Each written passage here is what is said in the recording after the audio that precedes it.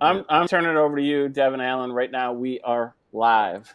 Welcome back to the world's greatest live stream show where we're talking all things Olympics the next, 17 days or 16 days now.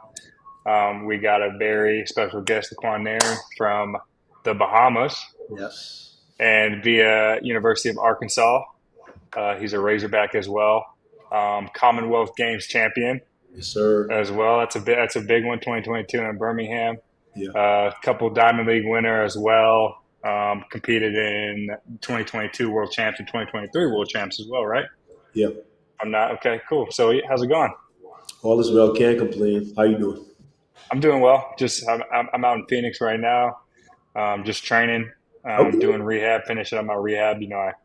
I've been playing football the last couple of years. I hurt my knee this season, which kind of put me out for the 2024 season. But I'm feeling good. Getting back into training now. So kind of gives me a jump start to the next season because I didn't have a preseason the last 2 years with football, so I have a little bit of a preseason going into next season.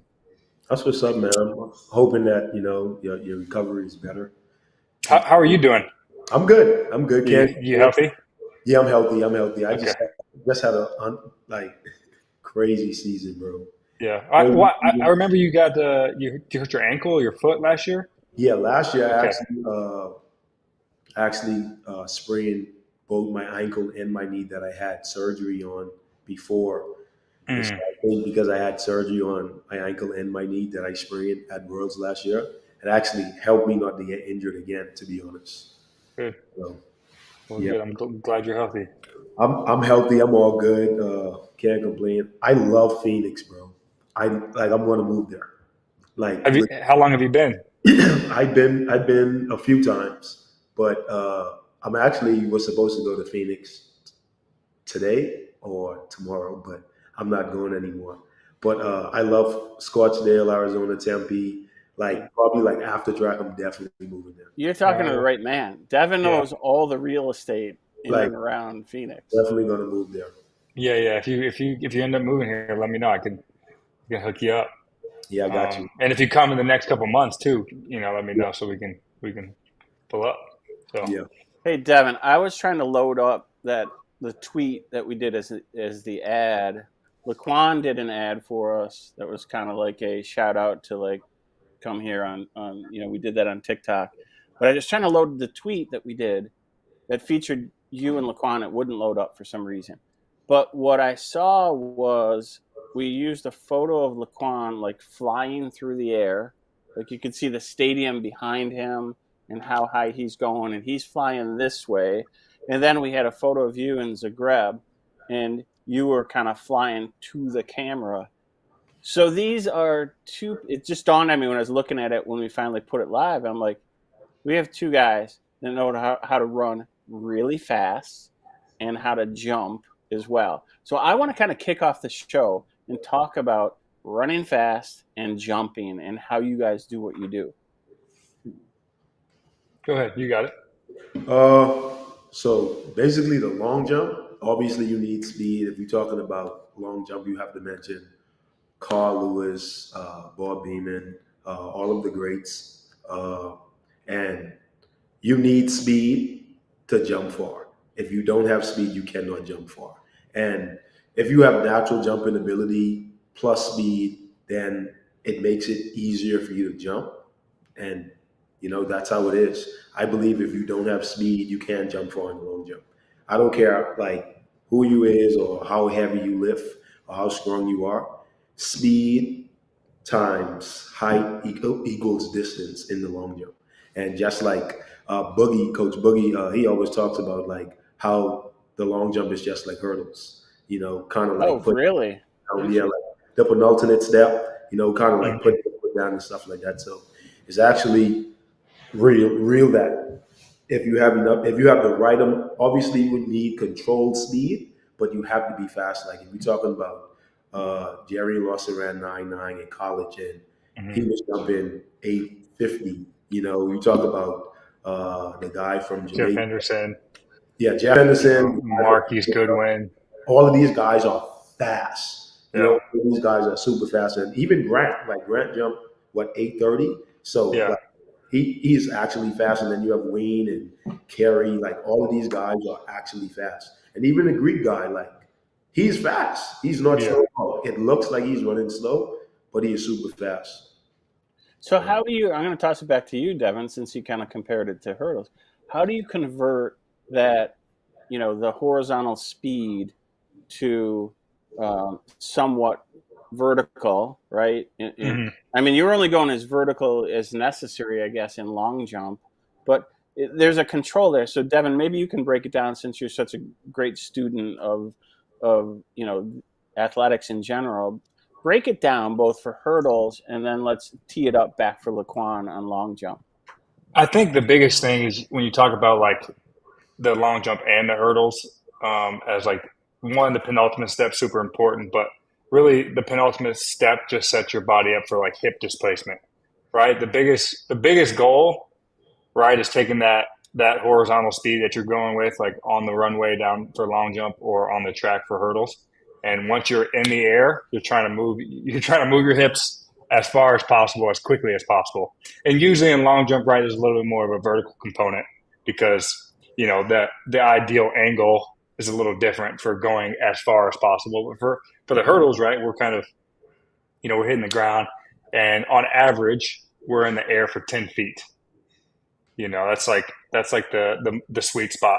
And the difference between elite hurdlers and beginners, right? If the hurdle's here, the elite guys will jump 8 feet from the hurdle and then land 2 feet on the other side. And the more like novice you are, the closer to the hurdle you jump, Oh, and the interesting. further away you land, right? So you're just trying to like find that good distance to take off, so that your parabola on its way down is coming through the back of the hurdle. I don't know exactly for long jump because I mean that's not my event, but I do watch all the events, and a big thing like LaQuan says, the speed component is super important, and the faster you are, like you think of it in percentages, right? You're running down the runway at 85, 90%. And if you're a 10-0 guy, your 90% is already way faster than someone's a 10-4 guy. Yeah. Right. So like, the speed guys and long jump have an advantage to start.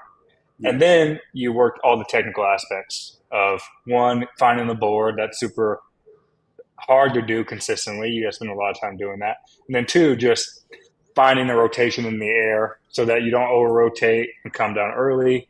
You have to have a strong core in order to kick your legs up out in front so that you can get the max distance. And that's the thing that's really special about the long jump event and how it correlates in so many other events. If you think about it, like athletes that are good at long jump can pretty much do everything 400 meters down in the sprints, and then hurdles. I've seen long jumpers do triple jump, pole vault, high jump. Like it Wow. correlates so well because you're taking that like ability to move down the track, like hip displacement, and then long jump there's a vertical component. Same thing with high jump, right? Except for a little bit of a curve. Yeah. And then same thing with sprinting, right? Like you're just doing single leg long jumps pretty much, like when you're running down the track. And you saw that with Jerry, and he's probably the most recent example of a guy that was mostly a long jumper and then was like, I'm faster than all these guys anyways. Like, let me just run 100 and 200. Yeah. So it's pretty cool. Yeah, I agree. I agree with you. I agree. I think you made a great point about your hip displacement and stuff like that. If your hips isn't in the right position, like coming to the board, like kind of like probably like 5, 6 steps out, you won't be able to jump far. You won't be able to hit the board because you're going to load too much. So you don't want your hip to drop too much when you come into that board. It's kind of like a Mm-hmm. problem I have because I'm tall and I have longer legs than most of the guys. And Yeah. yeah, so if my hips aren't in the right position, like I'm not going to be able to actually have the right amount of speed I need to the board. I'm going to slow down my speed because I'm going to load up for the jump, and it's going to cost me to either foul, reach for the board, or not hit the board at all. Mm-hmm. Hey, And I LaQuan. think, I think, hold on one sec. I think Yeah. too, like like all the events in track are so basic in terms of the physics of it. Like if you brought like somebody that's in physics, and just had them come in and analyze an event, you could tell an athlete exactly what they need to do in order to perform at the peak, Right. right? Like body position, it's not simple. The math isn't simple, but if you talk through it, right? Like you're talking about hip position, hip height, your levers being really stiff on takeoff, right? Yep. Allowing all the force to travel through your body and kind of just using that, and then using your arms and legs to balance, right? To stop you from rotating in the air. And that's just, that's the cool thing about all the sports. And I watch a lot of pole vault because I'm good friends with Sam Kendricks and Mondo and those guys. And that's like the pinnacle of physics, right? Because you're taking an event where you're running full speed, taking all this force, and then all you of this take energy, put it the into box the stops your pole and force, get as and much now of you're that just energy back out the top changing of the the pole direction as you of it. possibly can. And Speed it's is just very it's like important Sandy's when doing it it right comes here, to and it's being so able to interesting to me, like how in the same thing, usually the faster athlete's the best one. Like you just see it. Mondo is by far the fastest down the runway, and he's the best pole Right. vaulter. So yeah, it's cool. Go ahead, Bob. Sorry, I didn't mean to interrupt. No, I was going to say the what I find fascinating is it's probably what you're saying, Devin, right? It's easy for a kind of the physics of it is easy to go, here's what you need to do, but doing it, that's the hard part. And it's like, so LaQuan, I had a question for you though. It seems like there's like maybe two camps of jumper. I remember Quenisha Burke. She's like, I like to get that first jump in, and I like to make it. I like to make a big, hard first jump to go. This is what's going to happen today, kind of thing. But she's like, I always want to make that first jump, though. What is your style when you go into? What's your strategy of how you approach, early jumps and late jumps? Uh, for me, I always look at who jumps before me. Like this, just how I approach it. Like I remember at Commonwealth, anybody who was anybody except for one person that was jumping behind me uh, from Australia, Henry Frayne. He was the only guy in the field that was jumping behind me that I know could have actually win it because he came second, I think, at the 2018 Commonwealth Championships. But anybody who was anybody in that meet was jumping before me. And so based on how they was jumping, I was like, okay, they jumped like 795 to open the meet. I literally have to bring the energy on my first jump. And even like uh, at one of the diamond leagues that I jumped at, like all the good guys were jumping before me. And kind of like I try to use that same mindset and it didn't work. So sometimes you could actually overdo it and cause yourself not to get a good jump in, or you're like, think about this. If I'm running like this, I'm losing so much on the runway. Whether if I relax my shoulders, relax my arms, and run just natural, I'll be able to maximize so much more than the trying so hard. So kind of like that's my style of going into my first jump. And sometimes I want to get the clap, depending on the crowd. Sometimes I don't. And so like I agree with Q. Everybody calls it Q too. But I agree with Quenisha and getting that first jump in and making that count because the first jump is important, man, especially like at a world championships or a diamond league or at the Olympics. Like I believe we're going to see like a lot of guys jump over that 8 meter mark on that first jump in Paris next week. Yeah, next week. Yep. I'm gonna throw in some curveballs to you guys today. So Quincy is teeing up kind of a new idea that we had. That's kind of a speed round, and I'll give him a minute to kind of tee it up of like 3 sports that are not track and field, maybe obscure sports in the Olympics. He's gonna put up a tweet or an Instagram post, and then we're gonna have to riff on it. We're gonna see if it works. I don't know if that's gonna load. Oh, Um, yeah, okay. I like this. I do have one thing to say. I have been watching. I watched the rugby today, and oh, I you was did. so confused because the 2 games I watched of USA was against France and they tied, and then when they played Uruguay and they won, and I was like, oh, they're going to be in the final, and I didn't realize they played more than one game a day. So they were like today. Today's the final day. It was Fiji versus France, so I watched that. And Team USA was playing for like 8th place because they had lost to I think Fiji already. I'm like, oh man! Yesterday I said USA going all the way, and I'm like, I didn't realize they're playing two or three times a day. Hey, Wow. well, before Quincy starts teeing stuff up, I'm just gonna put this up here because last night when we were watching till the wee hours, I saw this and I just had to laugh. And Devin, I'm sure you saw that. So Devin, you're not competing in the Olympics, but you actually are in the Olympic broadcast. But I made it. Yeah, you know what's funny about that is my agent told me after the fact that he was like, "Hey, what was that? What race were you in when you did that little, celebration?" And I was like, "Oh, that was the semifinal of the Olympics." Yeah. And he was like, "All right, well, that made you a little bit of money because it's going to be on the Olympic broadcast." I was like, "Yes." So that was good. I'm like, hey. I did see that yesterday. Yeah, that was pretty funny. But this is what was going on pretty much all day today while I worked here in the Siosic household. It was this, right? I mean, is this what same you guys... broadcast? Yep. I was watching sand volleyball, men's volleyball, basketball, Canada versus Greece. I watched the relays for men and women 4x1 freestyle. So the men took the gold, and the women took second to, I think, Australia. But yeah, we're underway. We're rolling. What about surfing? Like pretty much I was working for like 3-4 hours and it was surfing all day, and suddenly we were experts here. In about 45 minutes we were experts in surfing. It's like, come on, man. And that's the thing, I think, of the normal fan, and that includes us because I'm not an expert in anything other than football and track, is I was watching women's field hockey today versus Argentina.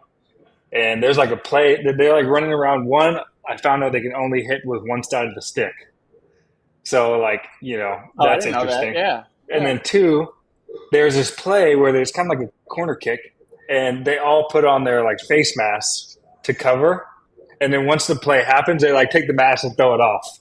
Like they can't get hit in the face with the ball anymore. And I'm like, I'm so confused on what's going on. And I feel like probably a lot of fans in a lot of the sports are like, what's going on? Well, there's so many rules. Like in surfing, I found out. So it's like, all right, so when they first go out there, there's no like order, and whoever wants to take the wave just goes. But then it gets re-ranked after everyone goes, and then it's, I think, the best scorer gets what's called priority. But then if they don't want it, someone can cut in front of them. Mm-hmm. So it's like, I think there's like a whole game within the game of that they don't have like audio on. Yeah. It sounds like to me there'd be like a lot of arguing out there on the wave. Yeah, cussing people out. Exactly. Yeah. Let's see if Quincy's got something. He's trying to load some things up that are not loading, but we can keep riffing on this. Well, it'll be good too. Like in the next, as the games are going and people are finishing up, with this show, we usually get athletes that had just competed.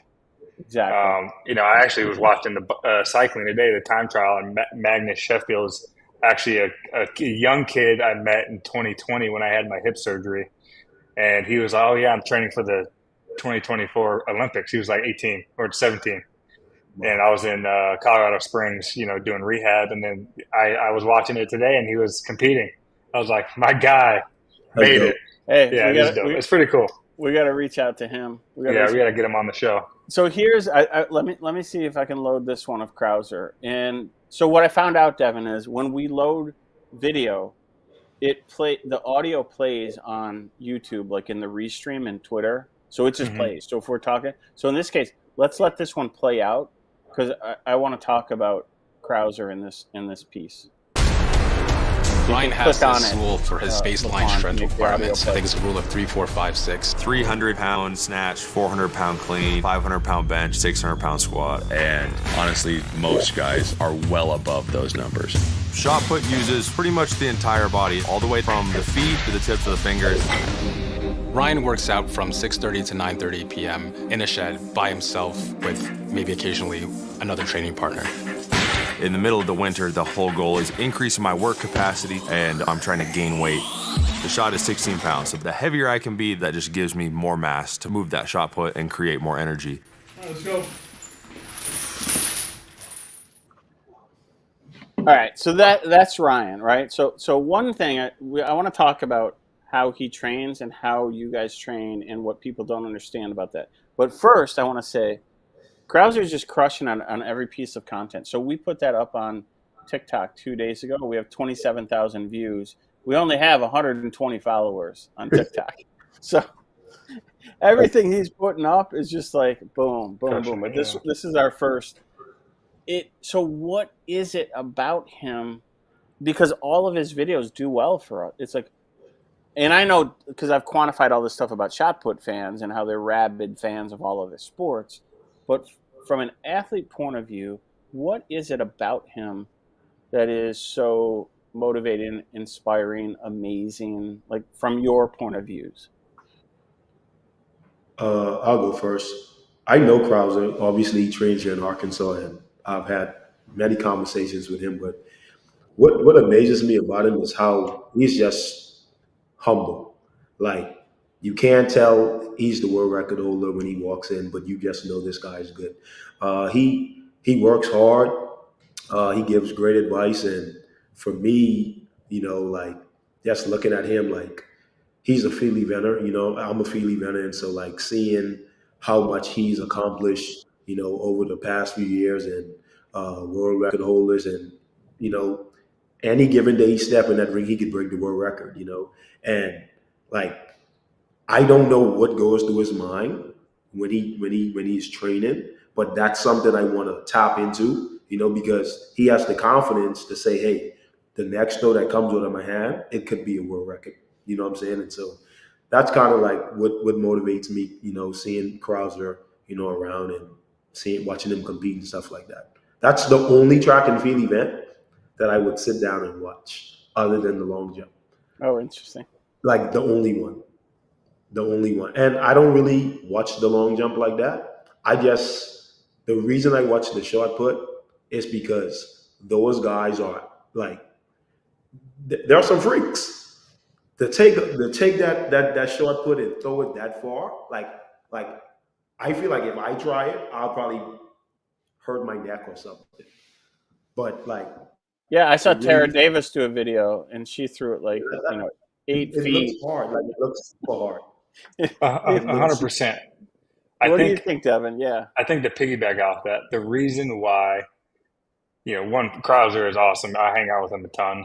We're same agent, so we travel together. We've been traveling together for the last 7 years as a professional. So, like LaQuan said, he's super humble, super nice, just like friendly to be around, cool to be around, just fun, right? Like we're traveling in Europe and just enjoying time together, for one. And two, I think of all the events in track and field, the shot put is the only event that other athletes know for a fact they can't do. Oh, wow. Right. Right. So like if you took me, right, like I'll say, all right, I'm fast, I'm strong, I can jump. Give me 6 months of training, I could jump 8 meters. Exactly. Right. And you're probably the same way in the hurdles of the 100, 400, whatever. In a lot of events, even pole vault. I've done pole vault. I'm like, give me 6 months, I can jump over. I'm not going to say 6 meters. I'm going to say 5, at least 5 meters. I wouldn't attempt it. Yeah. That's one event I probably would. That event, I can't do it. It's just scary. Yeah, I get that. I don't think people realize, and I know we use the same analogy, I don't think people realize it's 16 pounds. It's the heaviest bowling bally in a bowling alley shrunk down to the size of a grapefruit. Yeah. 16 pounds, and he's thrown it like 76, 77 feet or whatever. Like, that's what they need to do is bring one around to like competitions. The issue with that is the liability, like you said. If a normal person grabs that and tries to throw it, they're gonna legit hurt themselves. Yeah. And that's the crazy thing. It's just so incredible how far they throw the 16-pound ball. Like there's no other athlete that can do it. Yeah, those guys are obviously like every track and field athlete is like super athletic, but those guys are really like the technique to be. So I feel like all events are hard to do. Like hurdling is hard, long jump is hard, shot put is hard. Like each event in track and field, like the normal human being can't do it.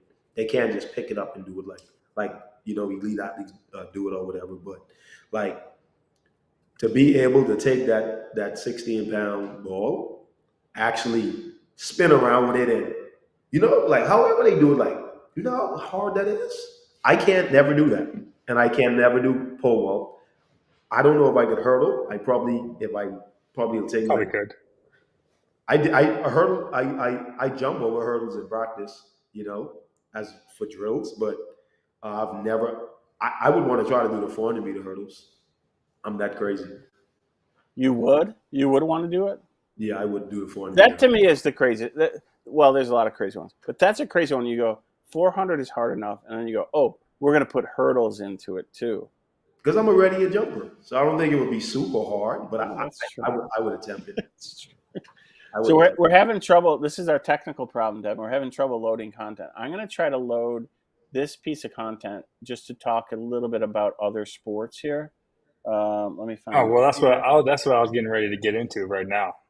Yeah. So I was going to bring up one. I want to do a couple shout outs because we had a couple Americans that were competing that won medals or were in medal matches. So before you do that shout out, I want to do a shout out to.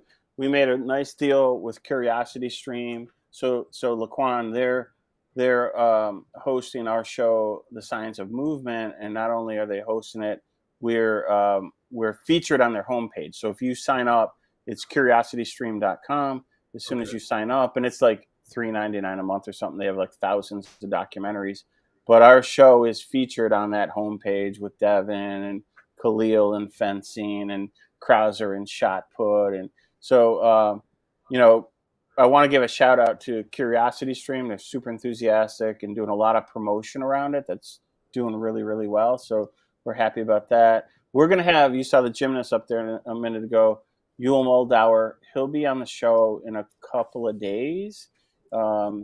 He's out taking some time off in Hawaii. He narrowly missed making the team this year. But he'll be on the show, I think, on Monday or Tuesday. But Devin, where do you want to go? You wanted to Well, yeah, I was just going to go down the list.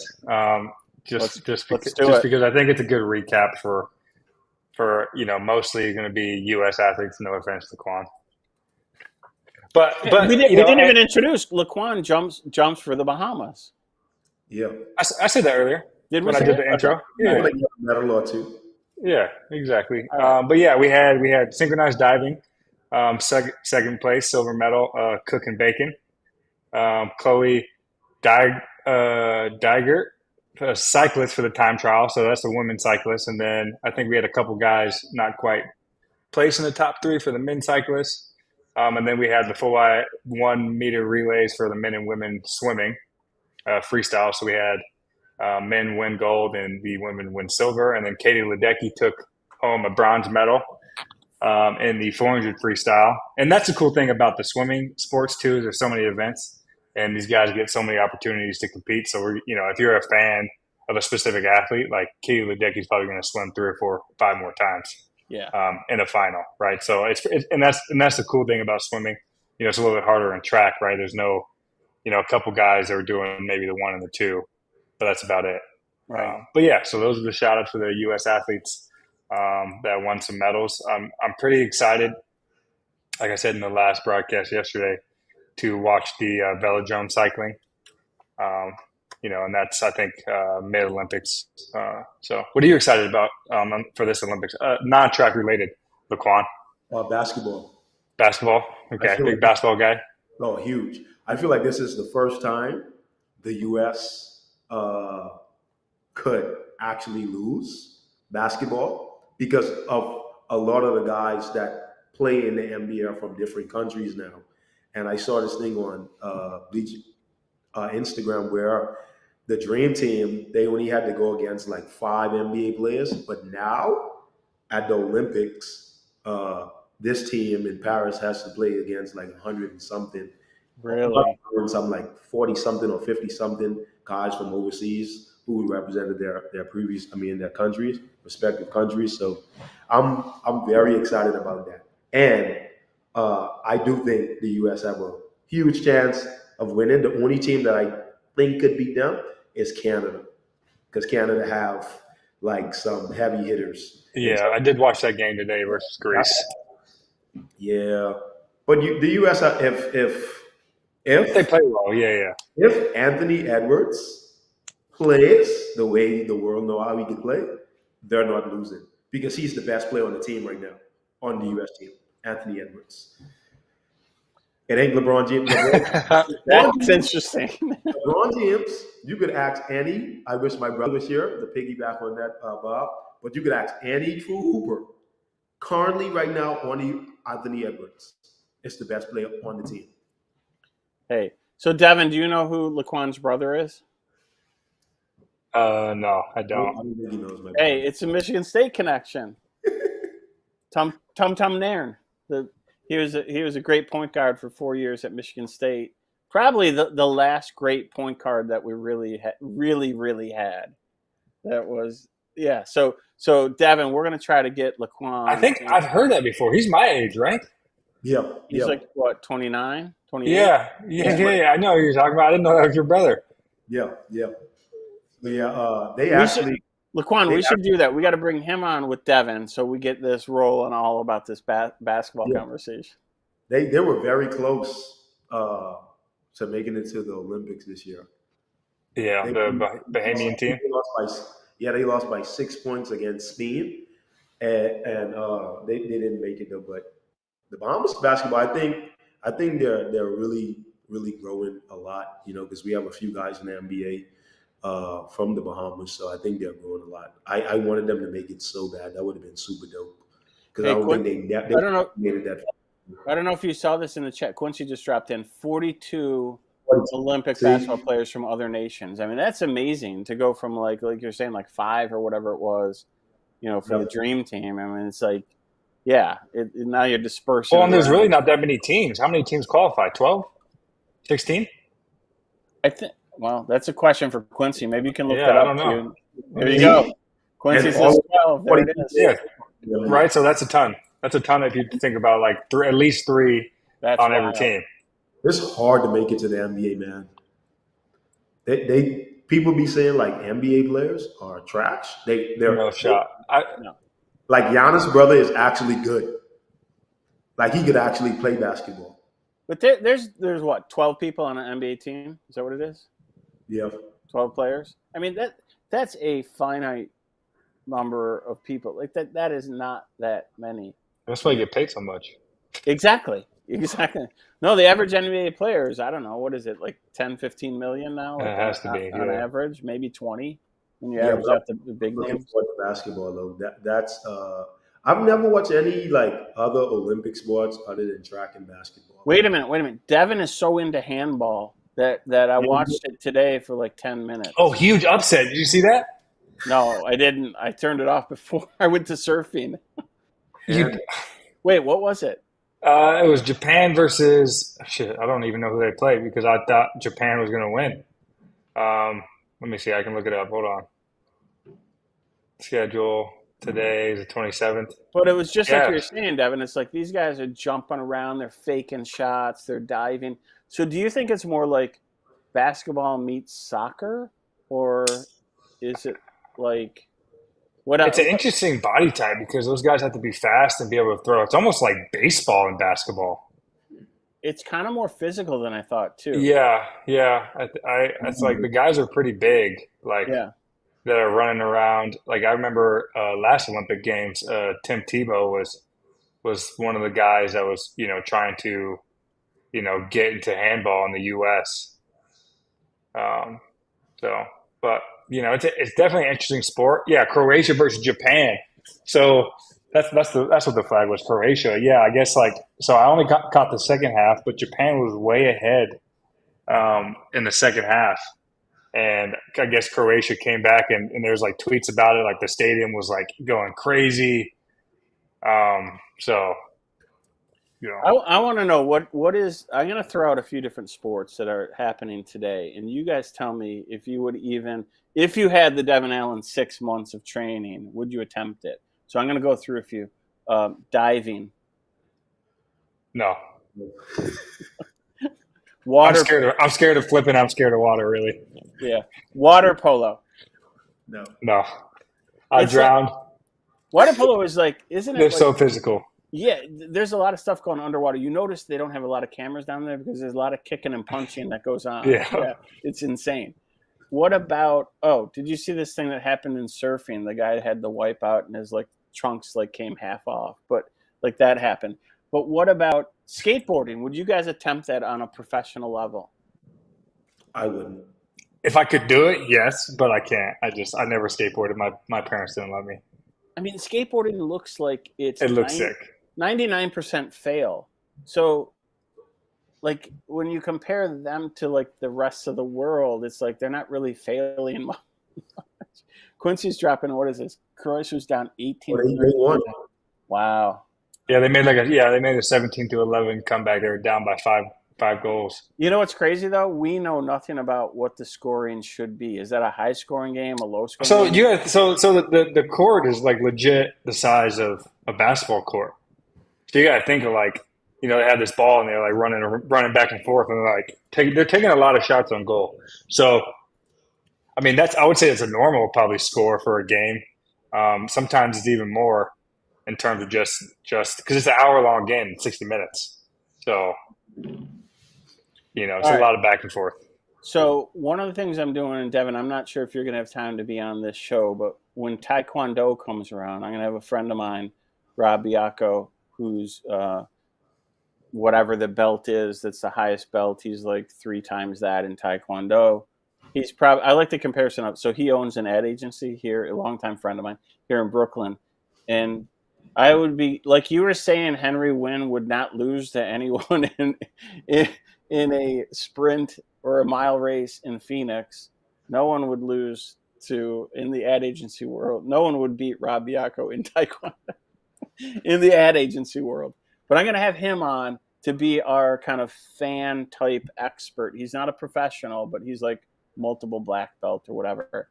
So we're going to have I'm going to try to bring in some experts that are not professionals to kind of sprinkle it in here a little bit to sauce it up a bit. Okay, that'll be fun. Yeah, I think too, like if there's a lot of athletes that competed at a high level in another sport. I actually saw recently. You think of like the classics, right? Like I want to bring out like Allen Iverson. Was a freak football player. Same thing with Nate Robinson, and vice versa. Guys that played basketball then went to football. But there's some crossovers in different Olympic sports too. So it'll be interesting to find out who those athletes are. I do think we're going to have Billy DeMong on as well. So LaQuan Billy is a 5-time Olympian in the Winter Olympics. And he was the first Olympian from the U.S. to win gold in Nordic combined. Wow. Right. So that's cross-country skiing and ski jump into one event. That's insane. Isn't that insane? So that's another one of those. Like, I think, though, because Devin, you did the broadcast with Billy. So we did a broadcast, 2 of them, I think, for Nordic combined events. And Devin is like addicted to it in like 10 minutes. Yeah. Well, because that's the thing. Like the normal athlete, like fan, doesn't know like what goes into all these events, Right. and and just watching them. And even we were talking about ski jumping, like how they're training and like what they're focused on, right? And they're like, even to the fine details is like they were saying that they're jumping, they're launching and going, at least 80, 90 meters, whatever, and part of it is there's no like the lines are in the snow to give them a like depth cue because it's all white, so they can't even see when they're about to land. Really, How do you even jump that high? Yeah, You're on your feet. yeah, exactly. That's the crazy part. Impressive. So part of that is, though, too, apparently, if you don't start that early when like you're young, like fear creeps in. I mean, except Devin says, he's going to, when he's like 50, he's going to be a ski jumper. I know that was a couple years ago. I don't know. My body's not feeling that now. So I want to know from you guys. So as elite athletes, right? And, we're talking to you. You're obviously, not in Paris at the moment, unfortunately. But what does an elite athlete do on a day-to-day basis? Like, what's your normal days like right now? Like, how does that look? You want me? No, you got it. You got it. You mean like while I'm competing or like today? Like since I've I been. don't know. Today, yesterday, next week. Like, what's I've just been relaxing, man, resting my body. so you're resting and recovering? Yeah. Yeah. I work super hard, like super hard. Like I take prehab super serious. Uh, my recovery, my eating. I probably have like 4% body fat, and I'm already naturally skinny, But like right now, I'm just relaxing, chilling, nothing much, walking my dog, getting him tired because all he want to do is play. So just been out in nature, just chilling. Which is part of the cycle, right? I mean, that's part Yes. of, you can't always be burning, going. So part of that is, that kind of downtime off season. Yeah, yeah. But Yeah, I mean, Go ahead. Go ahead. in season though, I probably wake up at like 5:30 every morning. Eat, you know, make sure take my vitamins and stuff like that, and head to the track, be there for a few hours, and go home and just relax. Read a bit. I write a lot. I journal like every day. Just kind of like find different ways to get better. I recently started doing this thing with Coach Travis, my coach. Like I'll ask him to give me a grade after each practice, and I'll write it down. Like I think the lowest I averaged was probably like a B minus this season. But that's kind of like something that I do to like we don't really like measure in practice like that. But that's kind of like I could tell where I'm at, in practice and if I'm on the right path by asking them, hey coach, what do you grade me today? And he'd be like, that's an A, or he'd be like, I'll give you like a B plus, stuff like that. So I like doing that, with him to see where I'm at and stuff like that. But it's kind of about it. Well, and I think too that like that's an interesting. I've never heard of that, but I know Travis, and I know he's probably one of the best coaches in the world, Yeah. in a lot of events. And he I've seen him with his athletes all the time. He has a good way of like matching his athletes where they are emotionally, Yeah, for sure. right? So if they're like high on a high, like he's with them, like this is the best thing ever. This is great. And if they're on a low, he's not with them on the low, but he's like positive reinforcement, like hey, like you did this well today. You did this well today. You look great doing this. Like, and I've seen that like with athletes that like, I watch some of the long jump guys like during NCAA because I spend a lot of time with Navy traveling, Yeah. for regionals and NCAA's, and I watch him coach, and he does a good job. His emotional IQ is very high. So like that grading system, it's good. I know because I know for a fact like you probably had practices worse than a B minus, but on Yeah. that day he like felt your energy like kind of negative, so he was like he didn't want to take you down too much, Yeah. I agree. right? That's a good coach. Like same thing with like leading into like a major competition. I'm sure he's never you were warming up for a major competition, and the only thing he's ever said to you when you're warming up is like you look great, man. Yeah. Like man, you about to jump 870 today, like right, and that's the truth. That's Travis. Yeah. And that's what you get a lot of coaches that are sometimes too honest. Like I think it's important to be honest, Yeah. but like part of coaching is like the psychological part of it. Like my coach Jamie Cook is always like that, and I can tell now because we've been with each other for so long. Like I can tell when he's just pumping me up just because I'm like when I'm doing shitty, he's like, oh man, that looked great. Everybody says that about Coach Travis. Exactly, and I've seen it. Maybe like every time I'm hearing him say something to y'all, good job, bud. But sometimes it will be shitty, It will be, but that's him. And Coach Travis is he's a great person. Like I've been in America for like almost 10 years now, and he's one of like probably the greatest people. Hey, you popped Yeah. off, LaQuan. You're back. I say Coach Travis is probably one of the greatest human beings I've met since I came to America. He's How, For sure. he's how much do you guys think that mental side plays? I mean, obviously, you guys are the elite of the elite athletes. So, and Devin, you talked about it a little bit yesterday. Like, you're kind of all. No one's working so much harder than the next man or woman, right? I mean, so how much of that though is like, is it 5%? Is it 10%? Is it 20% mental? Like, what is the mental mix in an elite athlete's performance? What role does that play? What I think it's percentage? 50-50. Really? Wow. Yeah, because like I said yesterday, like there's no one at this level that's that much better than someone else, talent So, wise. so Devin, though, what makes up that 50 then? Tell me, like, what it like? There's different aspects of it. Well, part of it, right, like LaQuan was talking about, is like that routine that he's in. Like, like that routine gives you confidence. How you train gives you confidence. How you're performing in practice, how you're performing in competitions as well. Like it just keeps building, and that's the edge you get, right? Like, you have a year where you come in, you're feeling good, you're healthy, you're having fun, you enjoy it. Like no one can beat you. That's true. And that's just the reality of it. And it takes some athletes a couple years to kind of find that, and some athletes never find it.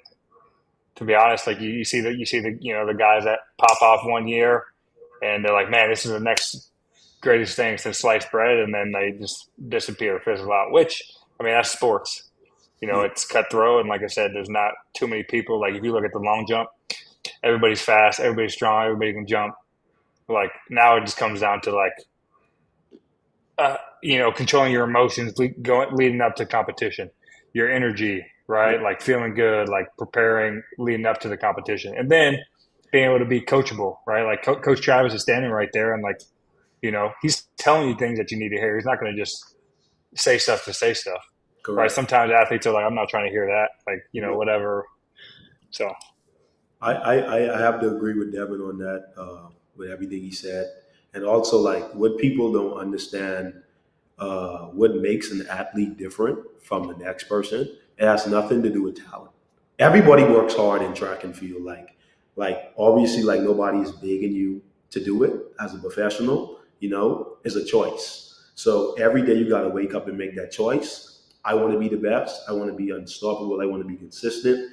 I want to be coachable, and I want to be a person that comes in every day and actually not just listen to what my coach is telling me, but apply what my coach is telling me.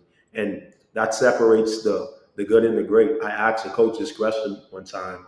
I said, what separates good from the great? And he said, good people have to be pushed. Great people have to be stopped. And so once he told me that, like 3 years Oh ago, wow. I've never, Coach Travis has never had to like actually push me in practice because it's all mental, right? It's all like, yes, we're doing 8 150s or 8 200s or 6 200s in 24 seconds with 3 minutes. That hurts for me. For a mhm. sprinter or a runner, it probably don't hurt, but that's how we train. And so when I get to 4, I'm like, yo, it's no way to get up and go. And so you have to find that, like, you're not looking around to see if the next person next to you is going to go, because it don't make sense. Because some people choose when they want to work hard, and you don't become great like that. Like, yes, you feed off of people's energy, but this person next to me might want to work hard on Monday and Wednesday, and Tuesday, Thursday, Friday, they just bullshitting. And so you have to be able to be your own motivator and stuff like that every day in practice. And I feel like that mental aspect, like having a smart psychologist, finding ways to challenge yourself and not holding on to what wasn't good, and taking like different things. I do this thing after competition and after practice called good, better, how. What was good? Uh, what could be better? And how could I get that better? And applying that to my even everyday life has helped me so much. Like, okay, I'm not in Paris. I'm the only Bahamian long jumper, but I didn't have the season I expected to have. It wasn't because I wasn't good enough. It wasn't because I didn't get better this year. I'm actually better than I was last year and the year before, but things didn't add up, and so I can't say, you know what, man, I want to quit. I want to do this. I want to do that. I have to know that, look, it happened for a reason. You're being protected from something, and you just got to be ready to get it in blood next season. And that's what separates you, because you're not going to have a perfect year every year. Well, It's look, LaQuan, you're hitting on something that I think I have two guys right here. There's disappointments in life all the time, and you can strive for certain goals and certain objectives and things that you're trying to go for in life. When you don't get it, when something kind of impedes that or whatever, how do you deal with that, and how do you recover from it? And I'm thinking about it as you two as athletes, but you two as athletes who understand and have gone through this, but it applies to everybody in life, right? How do you deal with that disappointment and then regrouping from that? uh, I would say actually taking time to reflect, like self-reflection. Hey, I can't blame Coach Travis.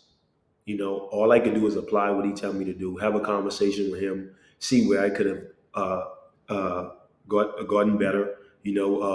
Sit back and don't blame myself either, and just like, what, look at it from a positive aspect. Like, okay, it didn't happen, and so what could I do to not?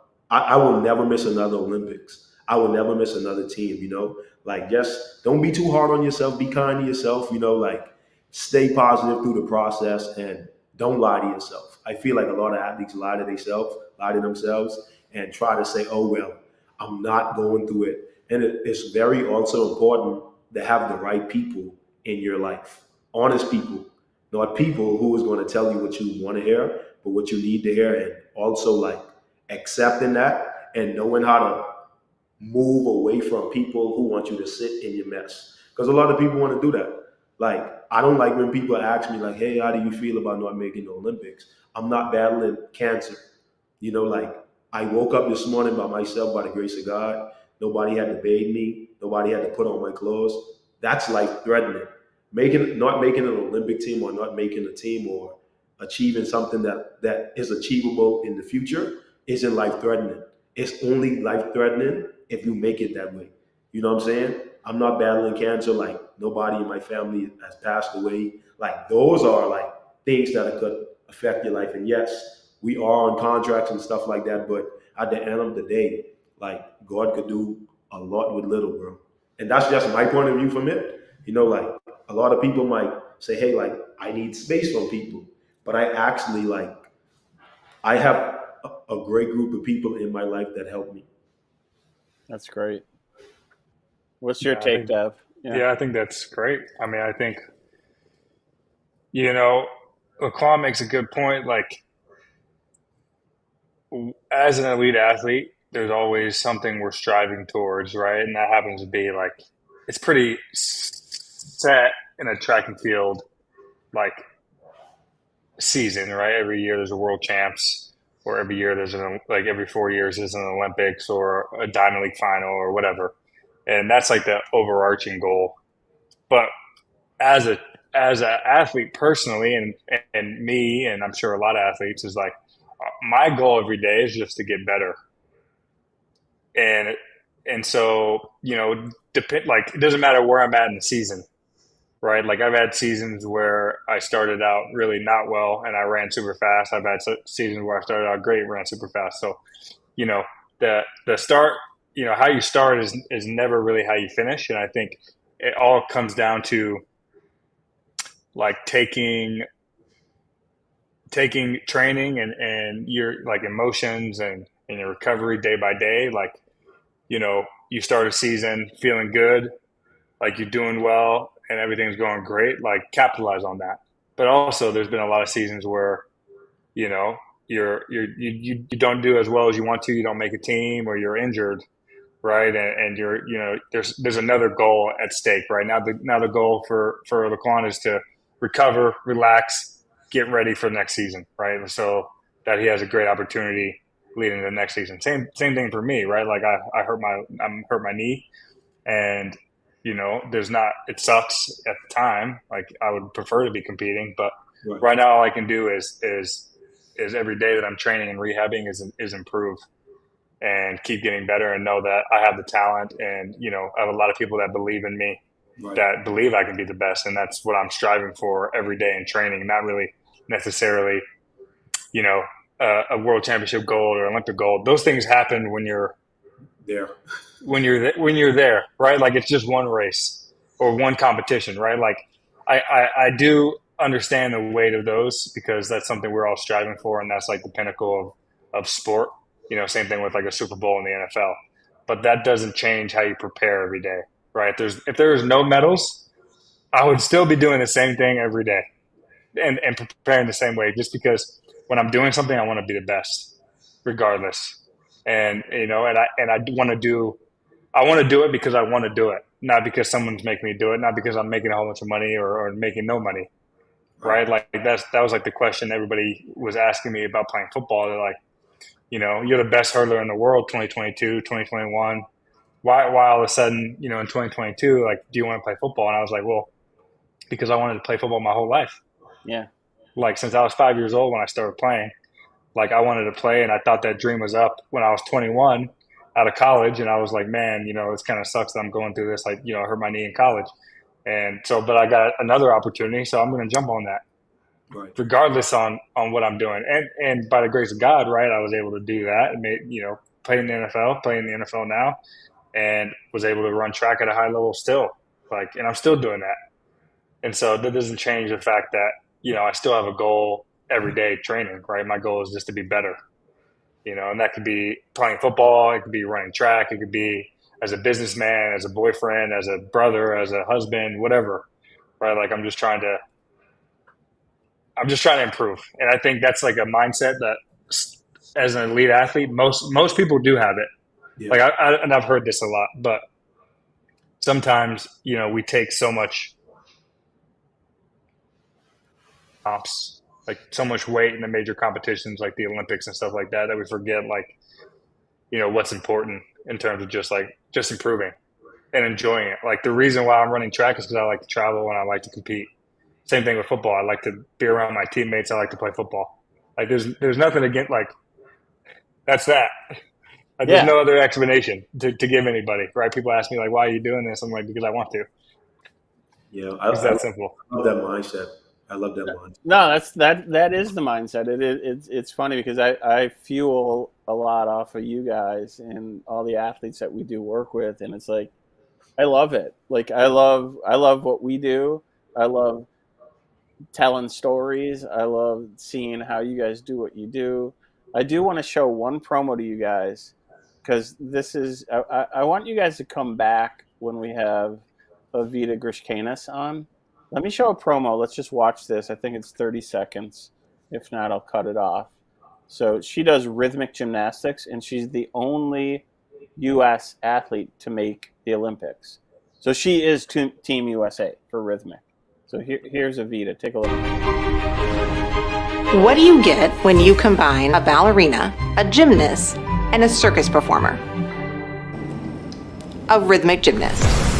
Rhythmic gymnastics is a beautiful combination of art and athleticism. It's arguably the most beautiful sport in the world. We feel something when Evita performs. She is using her entire body at the highest level in order to create artistry. So get rid of that. So we shot her on a cold, rainy day in New York City. She just graduated from Columbia, but she was still in school. So Columbia is on the Upper West Side of Manhattan. She travels to, and you guys can relate to this stuff, she travels to Chicago every week while she was in school to train, because that's where her coach is. So she'd go back and forth each week. And her mom travels like that, so it's kind of ingrained in her a little bit. But it was cold and rainy, and we're picking her up from school, and she's dressed and ready to go. And I'm like, it's super rainy. We wanted to hit a few locations, but I don't think we can do it. And we brought towels and umbrellas and all. She's like, no, I'm fine. You know, she's the, like, it, once again, you get thrown into this world of like, I knew nothing about rhythmic, but already I knew this is an athlete that I know. Like, she's tough. She was determined. Like, we're in front of Lincoln Center, and she's like, I got to do this with no shoes or socks because the rain's making it too slippery, and I need to feel the. So we're out there, like, making sure there's no glass on the stairs and all this. But she's out there in her bare feet, and it was freezing cold, and it was just amazing to watch, you know. And there's stuff like this where I think of, I want her to come on a show with you guys, because I think it'll be this mesh of like three great athletes, but from different points of view. Have you guys watched Rhythmic before? I've never. I actually have seen it a few times. I think I watched it on TV in 2016. So there's four. There's four apparatus that they use. Yeah, the ball, the clubs. Yep. The Go ribbon. ahead. The ribbon is three. Yeah, I don't know the last one. The what did we miss? The ball, the clubs, the ribbon, the hoop. The hoop, yeah. And the hoop, she's thrown. We walk into this gym in it was like Sheepshead Bay out in Brooklyn, because it was like a rhythmic gym, like the only one in the city or something. And they had 40-foot ceilings. She walks in, she's like, these ceilings are too short, too. Mm-hmm. She's throwing this thing up more than 40 feet, and she's twisting and tumbling and catching it, but they get graded on ease of demonstration, right? Mm-hmm. So that's part of it. So I think of like what you guys do, which is like an absolute thing. The fastest guy to the end wins. The longest guy to jump wins.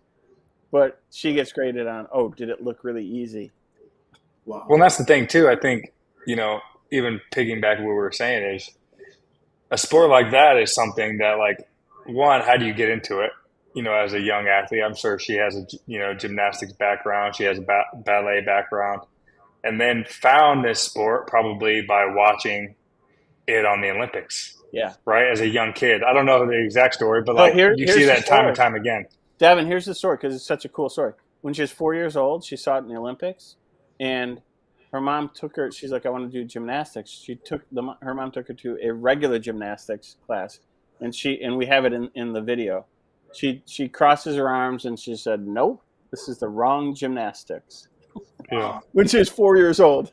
Yeah, exactly. Right. And so and that's like the pinnacle of Olympic sports and the Olympic, just the feeling of having something you're so passionate about, and that's exactly what you want to do, and competing at the highest level. That's what makes it special, I think, is just, because a lot of Olympic sports, I think we give track a bad bow sometimes, saying that the track and field is only popular in the Olympics. That's not true. Like, of the Olympic sports that, like, maybe basketball and soccer are more popular, but track is very popular all around the world. There's a lot of sports that we don't hear anything about until the Olympics. I've never seen just like a random equestrian competition, but I'm locked in on these athletes doing the horse jumps and all that stuff. Same thing with cycling. Like, we see the Tour de France, but I've never seen a velodrome competition on TV. Right. So these athletes are so committed to just being great at what they do, regardless on the stage. Right. Because if they're preparing for every 4 years in the Olympic Games, like, that's a lot of work just for that, finite, window, right. Which is kind of what I was talking about in terms of, like, they just want to be good and better, get better every day just because they love it. But I think that's really, really a great insight, because, like, and I use this in meetings when I'm talking to clients and stuff like that, where I'm like, the Olympics are one event. You have to think of the Olympics, while it's the pinnacle, it's one event. But you don't call Tom Brady a Super Bowlian, and you don't call Messi a World Cupian, but somehow they call you guys Olympians. It's almost like no degrading the IOC on what they put on, because the Olympics are amazing. but it's kind of like they've co-opted a kind of moniker, you know, and it does in some ways a disservice because people just think you show up, you know, every 4 years, and it's like no. There's events going on all the time. Yeah, You just don't know about it, you know. for sure. But you know, that's part of what we're trying to do as a company, right? Bring, you know, kind of help make you guys household names before we get to the Olympics, because there's plenty of stories.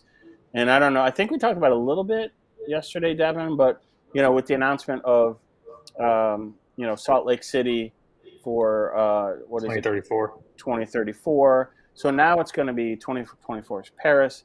Then we have Italy. It's Milan and Cortina. Is that how we say it? Mm-hmm. Right. So we go from Paris to Italy to U.S.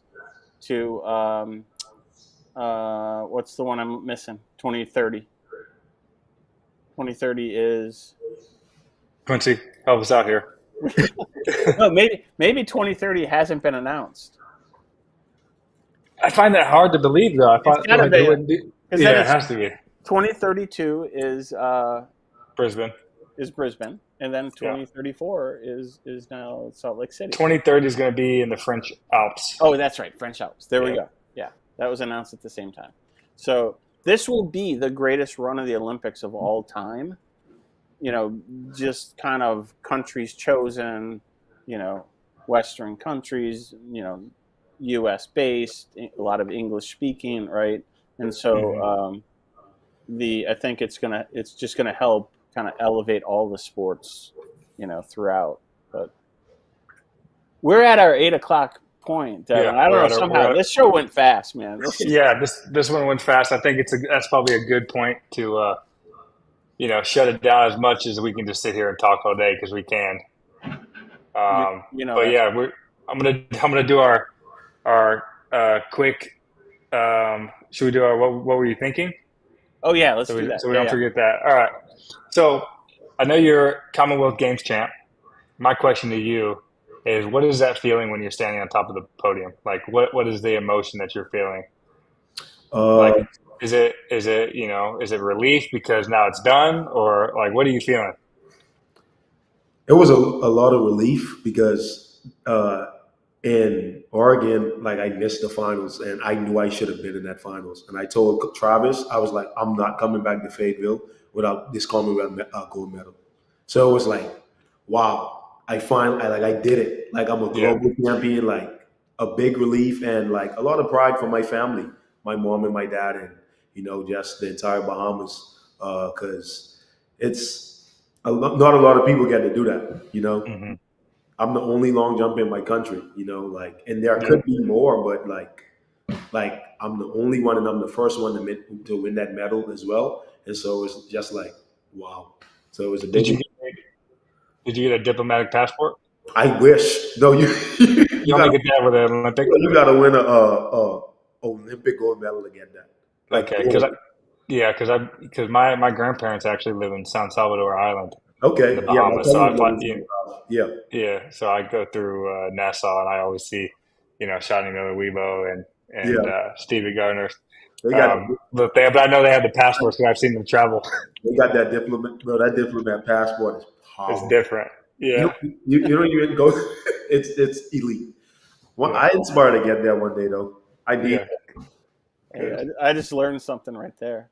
No, diplomat passport is really great. LaQuan, do you have one for Devin? So we try to do this question of what were you thinking when something happened. Do you have something that pops into mind for Devin? First day of football practice, NFL. Oh man, I was. What was it like? My head was in the blender for one. So first day of practice, I went to OTAs, which is off-season training in April. But, you know, so I learned a little bit of the offense. And so first day of training camp, you know, we're doing an offense install. And I'm like so worried. I'm like, man, I got to know what's going on. Yeah. Like at all times. Like, I don't know how NFL practice works. You know, I just remember what we did in college.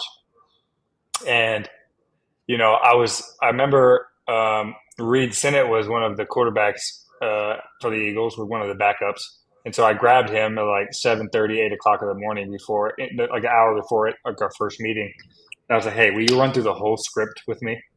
Like run through all the plays. I'm going to go through it like in every position. We're on the field. I'm like walking through the routes and stuff like that. And it was funny because I'm like going through the whole script and I don't know how practice works. And we get out to practice and I'm ready. I feel like I'm ready to go. Like, to some extent I had like the script memorized. So I even like knew the plays in order. And I didn't realize it was like, it's like first team goes out for like 5 plays. And then second team goes out for like 4 plays. And then third team goes out for like 3 or 2 plays, whatever. And, I didn't expect a lot of reps, but, I was hoping to get some. So I go out and the first 7-on-7, I don't get any reps. Like, so third team goes out and Amo, my receiver coach, calling out guys and they're just going out. I'm like, oh, like I'm cooked. Like I don't even get to practice, like, whatever. So like at that point, I'm like, all right, let me lock in for special teams then, like, because that could be my way onto the team. So special teams goes and I'm competing. We're doing like a punt drill, like gunner and stuff. And I do well in that. And I'm feeling good about myself. So I'm like a little bit more confidence coming in. And then second 7-on-7 period comes. And, finally, so first team goes, I'm watching, like trying to lock in, listening to play calls. Second team goes out. And then third team, Amos like, Devin, you're, he's calling out the numbers. He just says like, Devin, he's not even saying my name. He's just like, 39, 18, 85. And that's the position you go into. It goes like X position, and then like the slot back, the scat back, and then the Z. And I didn't know that. Like, I didn't know that's how he was telling us, like, how to go in. So I'm like, hey, what position am I? He's like, you're an X. I'm like, okay. And I'm already in a blender, so I'm in the huddle, like, calling the play. He calls the play. I'm like, oh, I have no idea what I'm doing. I'm like, I'm so cooked. Like, no way. But luckily, Britton Covey, one of my buddies for the Eagles, he's a punt returner. He is in the huddle, and I'm like, Covey, what do I got? And he tells me. And, like, so by the grace of God, like, I knew where I was going. But, like, just the pressure you feel, like, just it is hot. It's like 90 degrees, 90% humidity. Like, all the athletes are flying around. Like, a lot of pressure on myself just mentally because, I want to make the team and I want to play in the NFL. But, yeah, my head was in a blender. So, yeah. But, yeah, my first practice was tough. My first, like, 14 days was tough. Yeah. That's great. That's great. So Devin, tomorrow we have, I'm waiting to hear back from Clayton, but I think he's in as a guest. But we have Blake Leeper coming on tomorrow. Awesome. So that's going to be really fun. He's he's kind of the GOAT of Paralympian sprinters, right? Mm-hmm. And so that'll be and really a veteran, and has been in a lot of of Paralympics. Exactly. So he has some good insight that I know nothing about, which would be interesting. Yeah, that's gonna be fun. But tomorrow we also have there's a lot of women's gymnastics is kicking in tomorrow. We have fencing. I mean, there's a ton of other sports, obviously. Field hockey, judo, water polo, beach volleyball, more handball, as we know, is every single day in the Olympics. Yes. So I'll let you do our outro here, Devin. And okay, yeah. So before I go, I'll let LaQuan do a shout out. No free shout outs. What we like to do is you can give a shout out to anything you want. It doesn't have to be anything specific. Yesterday I had a Diet Coke right here, so I was like, shout out to Diet Coke. But yeah, so you got anything you want to shout out? It could be anything. Shout out to my girlfriend, Jonna Woodruff, who is competing in the 400-meter hurdles. There we go. Olympics. Shout out. I'd like to see you compete. I know you're going to do great. So shout out to Jonna. Good luck. Yeah, that's awesome.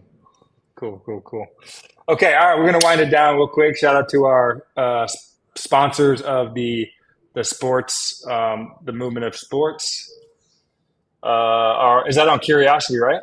Yeah, Science of Movement. So we produce a whole series, 10 episodes on Curiosity Stream. It's also on, which by the way, Curiosity Stream is awesome. I subscribed, and it's like 2 seconds to subscribe. It's like $3.99 a month. It's awesome. And and we're featured on the homepage. You can see Devon, you can see Krauser, Talia Brooks. We have a lot of Arkansas athletes featured, and then it's also on VIZIO. So VIZIO. Yeah, so if you have a VIZIO TV, you can go to the Watch Free On Demand section and see all of our content there. Yeah. Awesome. And then you can follow us on the world's greatest on X. It's not called Twitter anymore. It's called X. It's world's greatest with no vowels. On Instagram under the world's greatest team. And then TikTok is world's greatest 2024. And then, there you go. Like the links are below too. You can click those, the Science of Movement. That's sponsored by the Hospitals for Special Surgery as well. So shout out to them. So thanks for joining our show. Hopefully we have a few good ones with me on in the next couple of days. I know I'm not going to be a guest later in the week, next week, but we have a lot of great guests coming. Blake Leeper, Clayton Murphy, 800-meter runner, bronze medalist in 2016. So it'll be a great show tomorrow. Yeah. All right, guys. Thanks, LaQuan. We never know how to end these, so we don't know how to end it. Peace. All right. Thanks for having me, y'all. Thank you. See you tomorrow, Dev. Bye.